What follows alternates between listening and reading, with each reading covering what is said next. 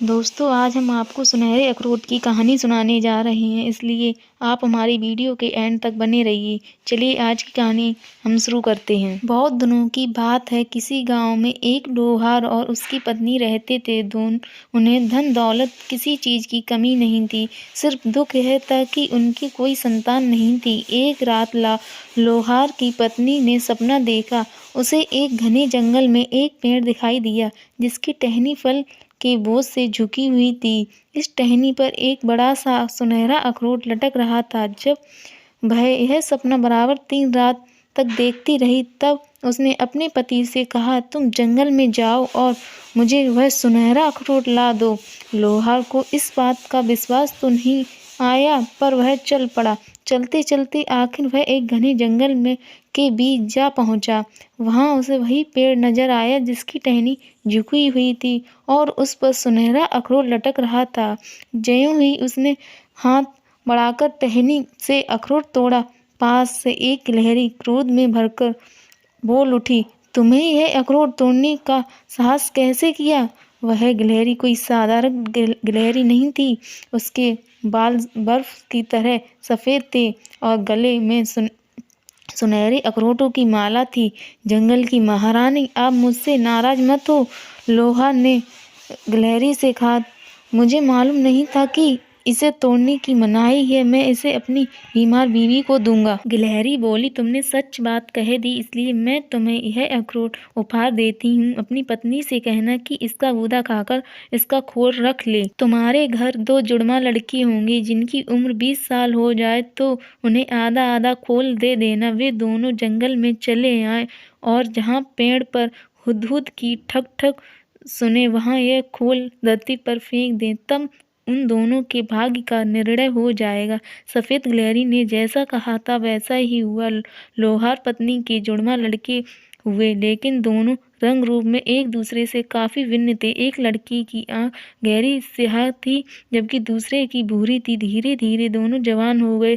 दोनों सुंदर थे, लेकिन काली आंख वाला लड़का स्वभाव से क्रूर और निष्ठुर था और भूरी आंखों वाला दयालु था। जब वे 20 साल के हुए तो पिता ने उन्हें अखरोट का आधा आधा खोल दिया। लड़के जंगल में चले गए। ज्यों ही हुदहुद की ठक ठक की आवाज कान में पड़ी, उन्होंने वे खोल धरती पर फेंक दिए और दूसरे ही क्षण अपने आप को एक कलकल करते स्रोत के किनारे खड़ा पाया। सफेद गिलहरी उनके सामने एक टहनी पर बैठी थी। नीचे एक पेड़ के ठूंठ पर 2 अखरोट पड़े थे। उनमें से एक सादा और एक खुरदरा था और दूसरा खूब चमक रहा था। गिलहरी बोली, अपनी मर्जी का एक उठा लो, पर उतावले मत बनो, क्योंकि इससे तुम्हारी किस्मत का फैसला होगा। काली आंखें वाले लड़के से न रहा गया। वह तुरंत झटपटा और उसने चमकता हुआ अखरोट उठा लिया। खुरदरा अखरोट दूसरे भाई के हाथ लगा। सफेद गिलहरी ने कहा, अब अपना अपना अखरोट तोड़ो, जो निकले उसे पर अब संतोष करो, क्योंकि इससे किसी तीसरे का दखल नहीं है। वह पूंछ हिलाती हुई जंगल में गायब हो गई। काली आंख वाले भाई ने अपना अखरोट पहले तोड़ा। उसके सामने काले रंग का एक कोतल घोड़ा खड़ा था। घोड़े की काठी से एक बर्दी बंधी थी, जिस पर सुनहरी फीता लगा हुआ था। इसके अलावा वह एक तलवार थी, जिसका दस्ता सोने का था। आहा, इस तलवार के बल पर तो मैं दुनिया भर का धन इकट्ठा कर लूंगा, उसने उल्लास में भरकर बड़े गर्व से कहा। इसके बाद भूरी आंख वाले लड़के ने अपना अखरोट तोड़ा। उसके सामने भार ढोने वाला साधारण टट्टू खड़ा था। उसकी पीठ पर एक थैला था, जिसमें 1.5 मन बीज थे। दोनों भाई अपने अपने घोड़े पर सवार होकर अलग अलग दिशा में चल पड़े। भूरी आंख वाला एक दिन जंगल में और 2 दिन मैदानों में भटकता रहा। तीसरे दिन शाम को वह एक गांव में पहुंचा और रात बिताने का कोई ठिकाना ढूंढने लगा। जब वह एक झोपड़ी के सामने जाकर रुका, तो एक किसान ने बाहर आकर उसका स्वागत किया और विनम्रता पूर्वक कहा, आप खुशी से हमारे पास ठहर सकते हैं। हमें खेद है कि हम आपकी अधिक सेवा नहीं कर पाएंगे। एक डाकू हमारी फसलें लूट ले जाता है, आप उसे पकड़ते क्यों नहीं? भूरी आंख वाले लड़के ने पूछा। किसान ने उत्तर दिया, हम कैसे पकड़ें?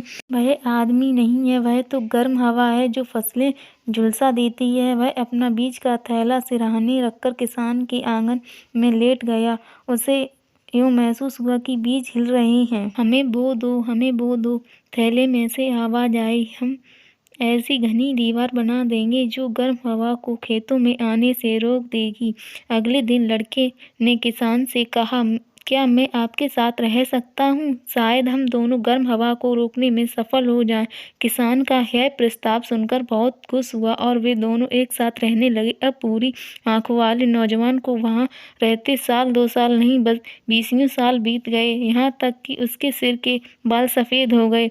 उसने जो बीज बोए थे वे जैतून के लंबे लंबे घने पेड़ बन चुके थे। गर्म हवा उनसे टकराकर लौट जाती थी और खेतों में खूब गेहूं उगता था। वे हर साल बढ़िया से बढ़िया फसल काटते थे। गेहूं की पकी हुई बालियां देखकर भूरी आंखों वाले व्यक्ति उल्लास से खिल उठता और अपने भाई को याद करके सोचता, यही मेरा सोना है, जाने उसका क्या हाल होगा। एक बार वह किसी दूसरे गांव में से गुजर रहा था। उसने देखा कि एक नन्हा लड़का अखरोट के खोल से खेल रहा था। खोल आधा सोने का और आधा लोहे का था। तुम्हें यह खोल कहाँ से मिला? भूरी आंख वाले ने लड़के से पूछा। मेरे पिता लड़ाई के मैदान से इसे लाए थे, लड़के ने उत्तर दिया। किसी सेनापति ने हमारे देश पर हमला किया, युद्ध हुआ, सेनापति और उसके सिपाही मारे गए। जब लोग सेनापति को दफनाने को चले तो उसकी वर्दी में से यह खोल धरती पर गिर पड़ा। उस सेनापति का क्या नाम था? भूरी आंख वाले ने पूछा। यह मुझे मालूम नहीं, खुद पिताजी उसका नाम भूल गए थे, इसलिए उन्होंने मुझे नहीं बताया, लड़के ने उत्तर दिया और मुंह बनाकर कहा, हमें उसका नाम जानने की जरूरत ही क्या है? जो शत्रु बनकर किसी देश का हड़पना चाहे उसका नाम कौन याद रखेगा? काली आंख वाले सेनापति भाई का यह अंत हुआ, लेकिन सदियां बीत गईं। इस भूरी आंख वाले भाई को लोग अब भी याद करते हैं और उसका नाम बड़े आदर और प्यार से लेते हैं।